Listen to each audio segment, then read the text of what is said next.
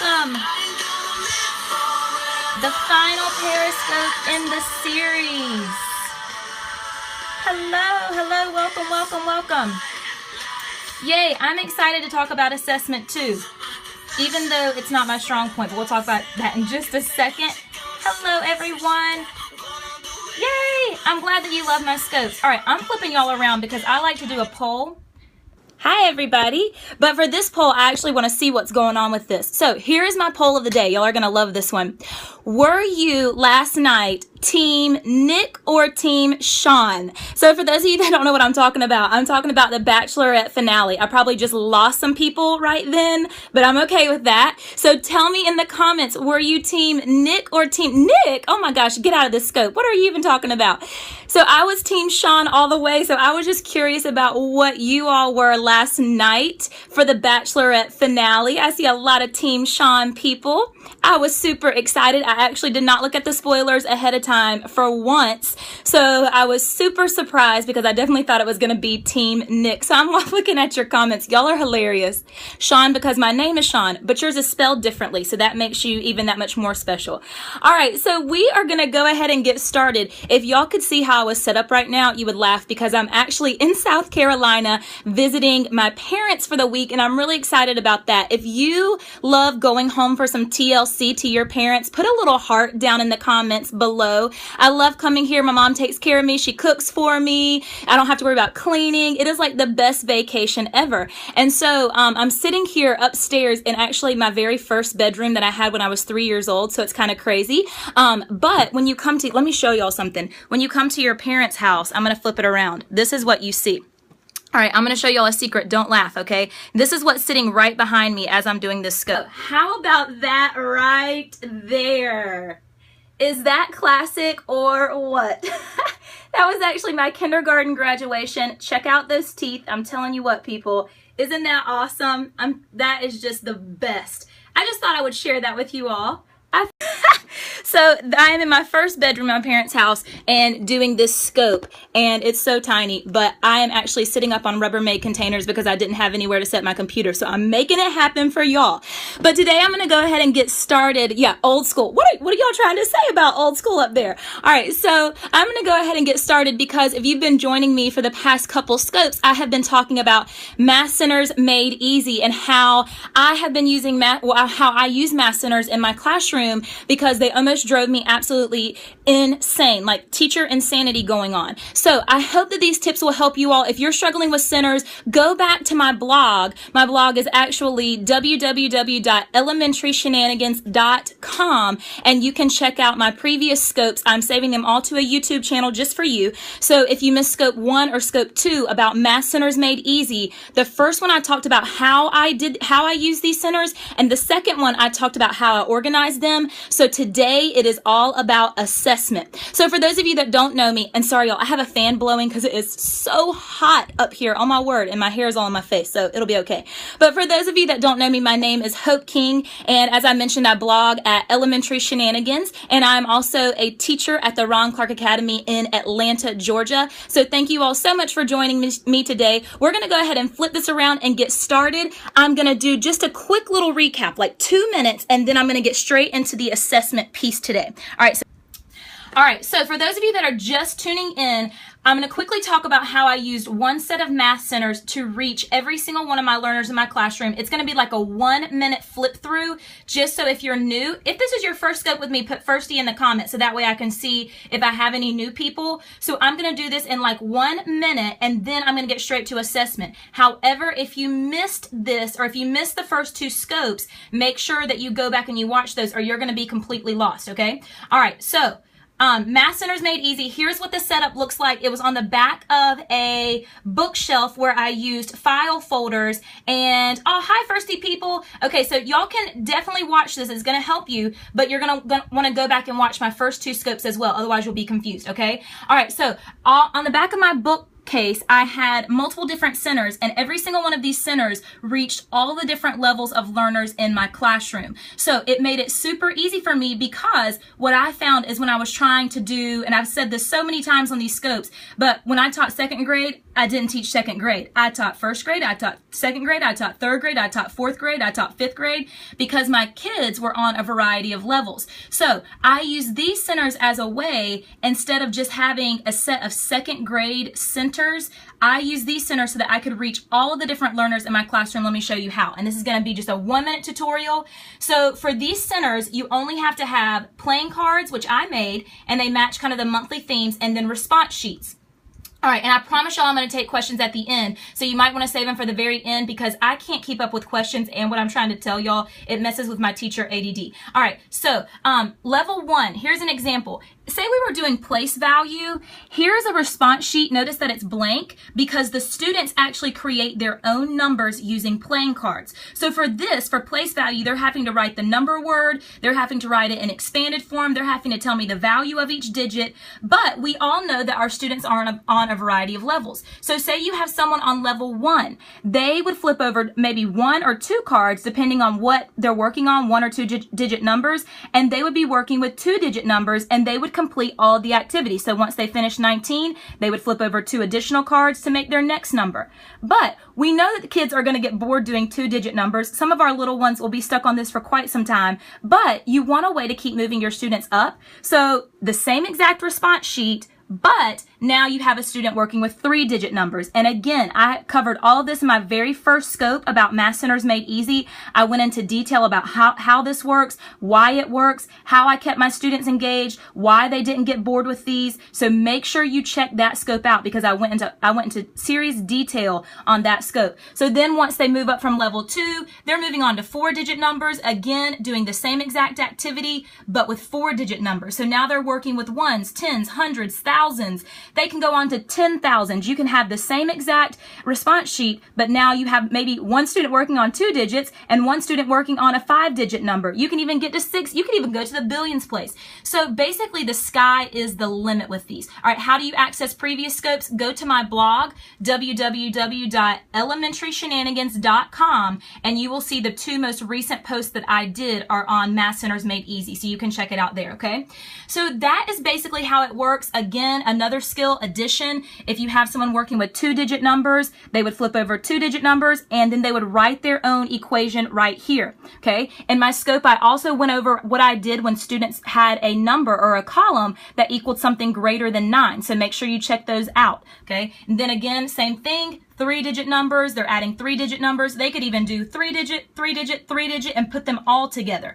So the students are actually responsible for writing those equations. So gone are the days where you're having to change centers every single week, because basically what you're doing in your centers is just putting new numbers or putting a new skill.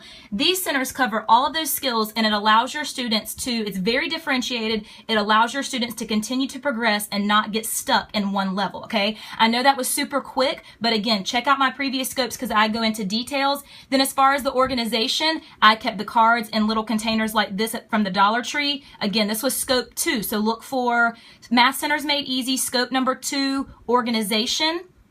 I talked about how I stored them on my bookshelf with Velcro, so that way I'm not having to redo the shelf every single month.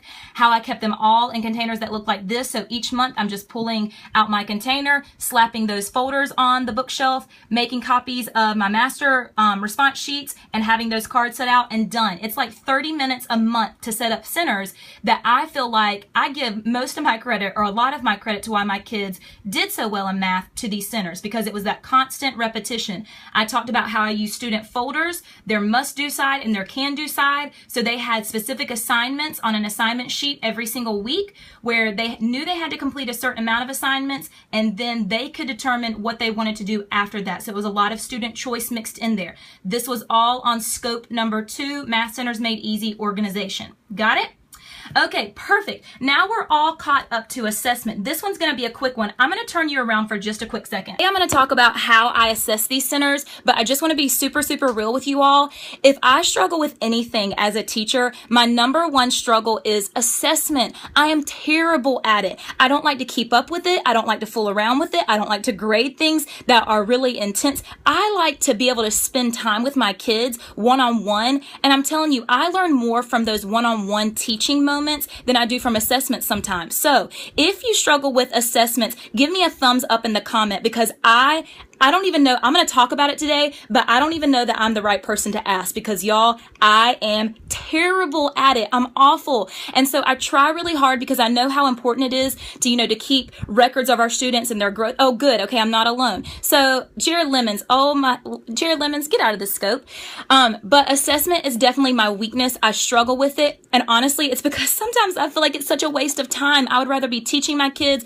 I can think of a song in like 5 minutes. I can write an academic song. I can come up with really fun lessons and things that I can do to my classroom. But assessments, they make me want to gag. I hate them. That's just the only way that I can put it. I'm not good at them. So I'm going to talk about how I assess these centers. I made it as easy as possible. What I want for you to know is that there is no one way that you should do this. Honestly, assessment is about whatever works for you. So I'm going to tell you what I did, and you might find some things that you like about that, but know that my way is not going to work for everyone. You're going to have to find a way that fits you and suits you, okay? So I'm going to talk about how I assess these centers in my classroom. It's not going to be very long. This is going to be short and sweet, because honestly, it wasn't that intense, okay?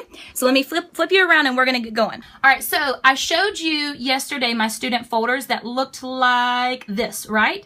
So what I did, instead of taking up all of those folders on Fridays, that would have been a nightmare, because all weekend long I would have been grading papers. So what I did is I divided my students into 5 groups, group A, B, C, D, and E. You can name them something. You can decide which students you want in which group. You might put all your higher students in A and B, your middle students in C, your lower students in D and E. It is completely up to you. But what I did is on Monday, I would always collect group A folders. On Tuesday, group B. On Wednesday, group C. On Thursday, group D. And on Friday, group E. So that means that group A's week actually ran Monday to Monday. Group's B week ran Tuesday to Tuesday. C's week, Wednesday to Wednesday. D's week, Thursday to Thursday. And E's week, Friday to Friday. Because here's what that did. I would have about roughly 4 to 5 folders every single day, and it took me 10 minutes. It took me 10 minutes, and I had all of my grading done. I had their new assignments done. It was super easy this way to me. If I had collected all of those folders on Friday, I would have been over it.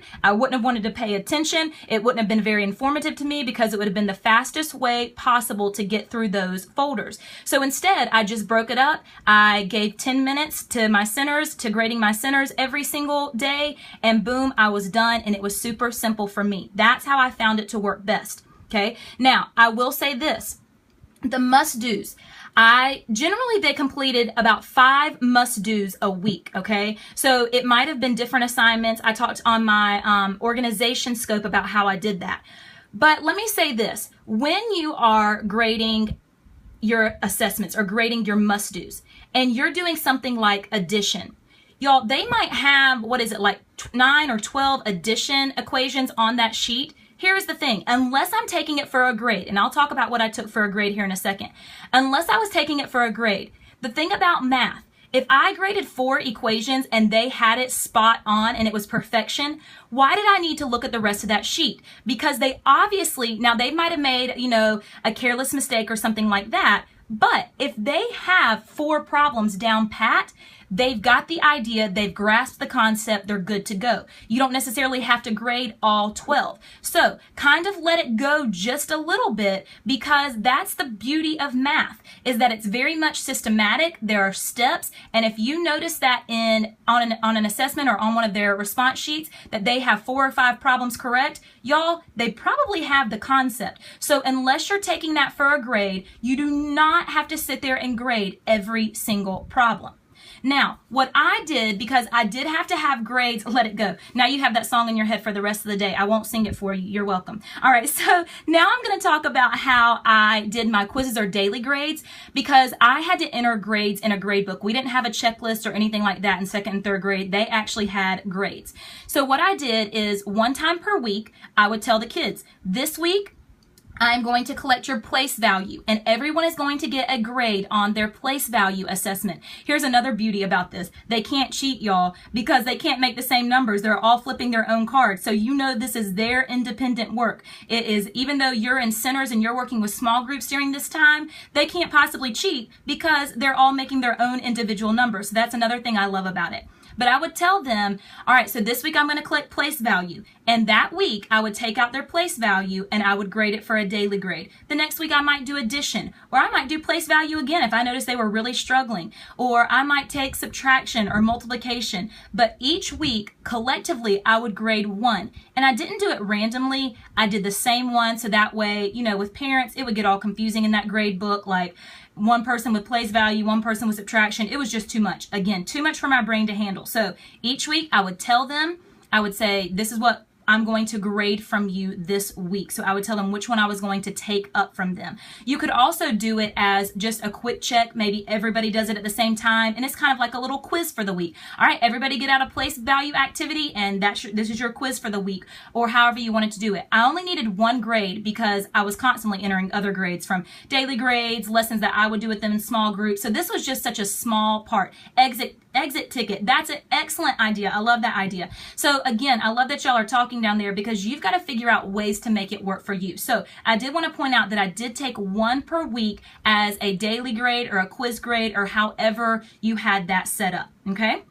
And yes, I just graded them at whatever level they were working at. So it's not necessarily, I call it fair. I don't call it equal. And I think that's an important distinguishing fact to make, because, you know, it doesn't always have to be fair, or it doesn't always have to be equal, but, you know, for them, I was taking the same assignment, even though they were working on different things. Okay. So again, one folder or a group of folders per day, and then I would take one quiz or daily grade per week. How do you decide when to advance their levels?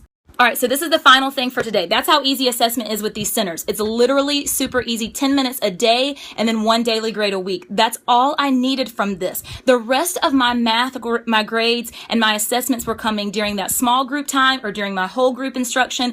This was a way to keep my kids moving and progressing without it stressing me out, without it just being one set of centers that only reach one little middle of the road learners. This was the easiest way that I found to work. So how did I decide when to advance my students?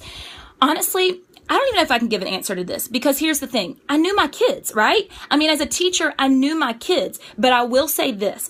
I did look to see how they were doing with place value, because I felt like that kind of sets the tone for everything else. If they were understanding 3 and 4 digit numbers and place value, then they could add 3 and 4 digit numbers, because they knew about the ones place, the tens place, the hundreds place, the thousands place. Same thing with, you know, rounding. If they understand place value, they're going to understand how to round. If they understand place value to the hundreds, they're going to understand how that process works. So I kind of monitored it like that.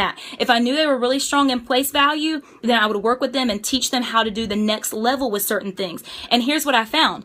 If they were really sound with like 3-digit place value, then I knew that it would only take me a couple of minutes to teach them that next activity. So it made it really simple. And that's kind of how I determined when to move them up. That doesn't work for everything. That doesn't work in every scenario or every case. I understand that. But I feel like place value is really, I spent so much time in place value because I feel like that's the foundation for every single math concept. I killed it in place value. I had songs for it. I had chants for it. We looked and worked on it every single day.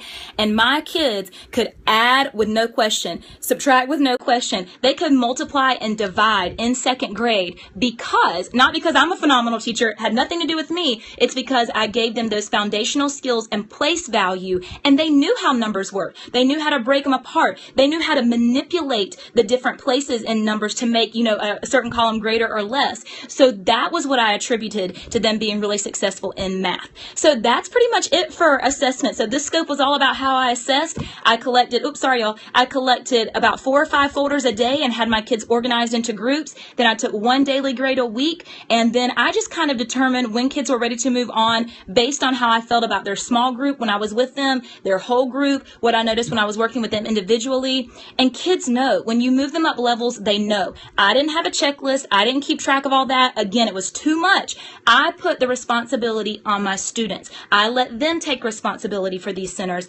And at the end of the day, they know what they're supposed to be working on and what they're supposed to be doing. Sometimes you'll catch them trying to advance themselves, but then you just have those little conversations with them. So that is how assessment worked with math centers. Again, as simple as I could make it. It may work for me. It may work for you. It may not work for you. You've got to find your rhythm in it. So I will take some questions. If you have questions about how I used assessment during these math centers, I will try my best to answer them. Do you introduce the place value center first, afterwards introduce the, okay. Yes, that's typically how I did it because I felt like that was kind of the basis for everything else. And again, it depends on what grade level you're in. When I taught 2nd and 3rd, I was able to teach pretty much all of these centers in 1 week because I was just able to knock it out. They had those foundational skills. In 1st grade, I had to break it down a little bit more. I might spend, a week on place value, making sure they had that, and then a week on addition and kind of moving them up. Because here's the thing in 1st grade, I feel like if you show them something, they've got it. They just need to practice it. And so I was, introducing addition at the beginning of 1st grade. And, a lot of these skills at the beginning of 1st grade, because it was something they were going to see every day, all week. It was something and that's what I felt was very powerful about these centers. They had a lot of repetition, which is critical in math. But the reason my kids did not get bored is because they were constantly working with different numbers. They were constantly, as soon as they got that skill nailed down, they would move on to a greater number, a greater number, a greater number. But it was able to keep my classroom running on repetition for these foundational skills. Start these centers. Yes, I started them the first week of school. My kids did great with it. How do you use this if your district has a specific math program? All right, so we had a specific math program too, and okay, I'm going to answer this honestly. I didn't always use my district programs. Okay, I did what worked best for my kids. And so obviously if I was getting observed, I would have those lessons that I could pull out and that I would be doing with math. And I did use our curriculum, definitely some for my whole group and my small group. But at the end of the day, I said, before, I didn't teach 2nd grade, I taught kids. I'm not trying to teach a curriculum. I'm trying to teach kids. And I get that you have curriculums and I get that you have mandates, but I did too. It's a matter of, I said, I'm here for these kids. I'm here to teach them what they need to be taught. So if my curriculum works for that, great. I will use it. I will implement it how I can. But at the end of the day, I'm not teaching the curriculum. I'm teaching these kids. So if it's not working for them as a teacher, I have to find something else. So I did implement it where I could, but I did not just seriously stick to, I feel like we wouldn't have gotten anywhere. That curriculum was so boring. I'm like, by the end of the year, my kids would have been able to add 2-digit numbers. Like, whoop-de-doo. My kids were going crazy with multiplication, division. They were so excited about math. I would go to their baseball games and my kids would be like, Miss King, give me some multiplication problems. Give me some division problems. Give me some addition. They loved math, and it's because I gave them those skills, but I allowed them to run with it. I allowed them to continue, and they felt, oh my gosh. Some of my kids would be like, Miss King, I want you to know that I helped my 5th grade brother or sister last night with their multiplication facts or with their division, and they were in the 2nd and 3rd grade. So yes, I saw somebody say resources are not curriculum, and I do agree with that. But at the same time, we just have to figure out what works best for our kids. All right, so I'm trying to look at some of your other questions. I got on my soapbox because standards and curriculum and grade levels, y'all know how I feel about that. If y'all stuck around my scopes for any amount of time, you know how I feel about that. Oh, good idea. Are your folders color-coded by group or labeled A, B, and C? I labeled mine. Color coding would be excellent. That would be a perfect way to do it, to keep track. So you could say, okay, today's red group, tomorrow's yellow group, and so on. That's a great idea. Love that suggestion. Any more suggestions, ideas, comments, questions before I sign off of here? Anything else? All right, so it looks like I have a feeling that some of them are going to start rolling in just a minute, but it looks like I answered most of your question. Are the labels on your folders included in the TPT pack? Okay, so I'm going to go back and add some things because I presented this in Vegas. Oh, I'm trying to keep up. Where is the checklist paper? Okay. So, how often do I do them? Every day. The kids were in rotations for 15 minutes. The folders, are they in my TPT packs? I'm going back to update these. I'll tell you why. I presented this in Vegas this summer at the I Teach Second conference. And as I was presenting, I was realizing that people had a lot of questions. And then I started talking to Megan Merrill, who's part of Kindergals. And she is going into second grade. And she's like, Hope, how do you do this? How do you do this? How do you do this? How do you do this? And I'm like, oh, I didn't include that. I'm sorry. I did a terrible job, y'all. So I'm going to go back and add these things to those resources so that you can have access to the checklist, the folder labels, all that you need for the organization and the assessment. So see, I told y'all are making me a better teacher because you're questioning things and making me realize I didn't do as great of a job as I should have introducing and explaining and talking about all of these things. So thank y'all for your questions and suggestions. I appreciate it. Tell your parents thanks for sharing. They're actually at coaches meetings. They are cross country and track coaches at the high school. They're pretty incredible. They've had like numerous state championships and stuff. So they're out in Columbia at coaches meetings. Is there a pack you recommend to start with? So they're all the same. You can either buy the bundle or they're all the same because it's all the same exact skills. There's more skills than you'll need for some of you. But I changed the themes because it changed the pictures on the cards, and the kids just like working with different. They would get excited about what the theme was for the month. So that was kind of like a fresh start for us. But I did explain in my other scopes how I kept my students engaged with these and how I kept them excited and motivated to keep on with the same exact centers. I never had to change them. Do you send home all those papers? Oh, okay.